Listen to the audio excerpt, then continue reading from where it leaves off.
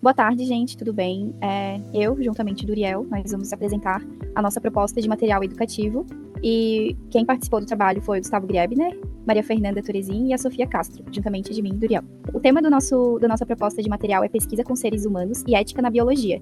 O formato que a gente sugeriu seria no formato de Reels ou no formato de TikTok. E o público-alvo seria os estudantes de ensino médio ou dos primeiros anos de ensino superior, mas também serve para quem tem acesso a esse algoritmo voltado para essa questão de pesquisa com seres humanos.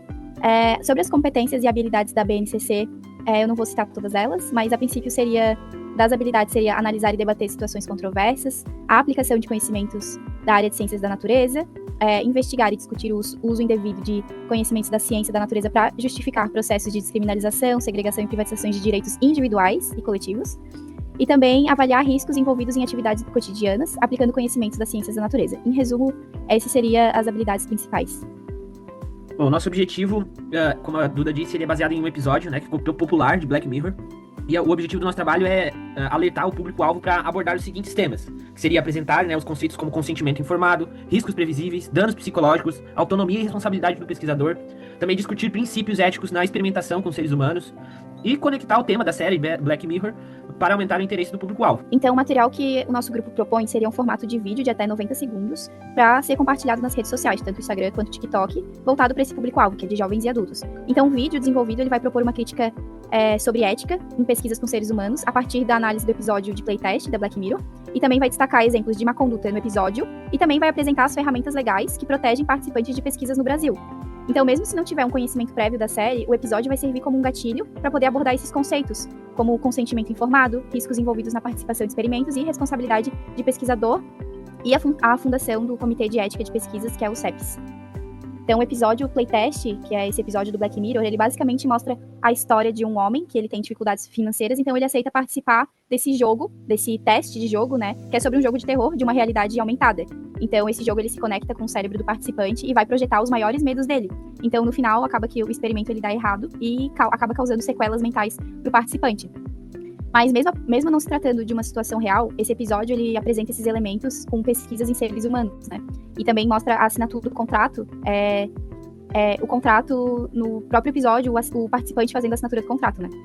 Mas acontece que ele acaba não lendo o documento e ele não recebeu explicações detalhadas de como seria esse procedimento. Então, mostra essa falta de compromisso, né? Tanto do participante, tanto com os próprios criadores do jogo, né? Então, a gente acaba conseguindo tirar uma reflexão crítica nisso, né? No Brasil, todas as pesquisas que envolvam diretamente ou indiretamente a coleta e manejo de dados, informações ou material biológico nos humanos, eles precisam ser aprovados por um comitê de ética em pesquisa, que é o CEP. Esses colegiados interdisciplinares fazem uma avaliação dos projetos submetidos a eles para garantir que a pesquisa siga preceitos éticos aqui dentro do Brasil. Ao submeter o projeto de pesquisa, um comitê de ética, o pesquisador tem que se comprometer em seguir as resoluções 466 de 2012, no caso nas pesquisas de área de saúde, e a 510 de 2016, no caso de ciências humanas e sociais. Essas aí estabelecem diretrizes e normas para pesquisas com seres humanos no Brasil.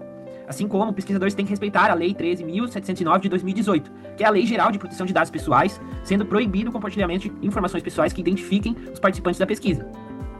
Além disso, os pesquisadores precisam também escrever um termo de consentimento livre e esclarecido, que é o TCLE, no qual ele deve constar o objetivo da pesquisa, os riscos potenciais, né, e benefícios associados, a garantia de possibilidade de desistir de participar do estudo a qualquer momento, assim como os nomes e contato dos pesquisadores envolvidos e contato do comitê de ética. Para solicitar esses esclarecimentos ou retirada da sua participação da pesquisa, entre outras informações. Para participar de uma pesquisa, é necessário que o participante leia e assine esse TCLE, dando o seu consentimento. A partir desses conhecimentos sobre a realização e a avaliação de pesquisas com seres humanos no Brasil, e tendo um episódio de uma série popular, né, para instigar essa curiosidade do nosso público-alvo, o grupo vai propor a gravação desse vídeo curto, contendo os elementos descritos no desenvolvimento abaixo, que a gente vai mostrar agora. Então, falando um pouco sobre o desenvolvimento, basicamente a gente pensou em primeiro criar um roteiro e selecionar algumas cenas do episódio que mostram esses dilemas éticos, né? Então tem a cena onde mostra o personagem sendo selecionado para participar, que é onde ele assina esse contrato sem ler ele direito, então isso mostra uma certa irresponsabilidade, né? Então a cena onde mostra ele vivenciando o jogo, ele tomando os primeiros sustos, mostrando como isso tá afetando ele, né?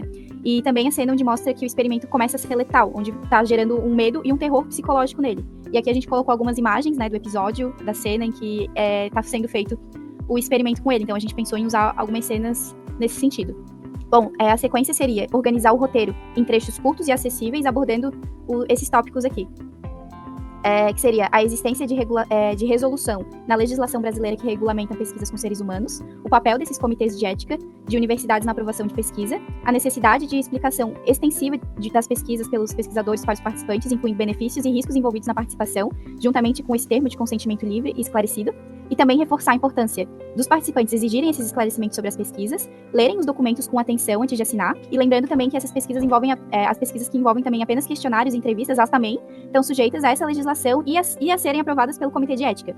Reforçar também a necessidade dos pesquisadores seguirem a legislação vigente e também ter a aprovação desse Comitê de Ética, né?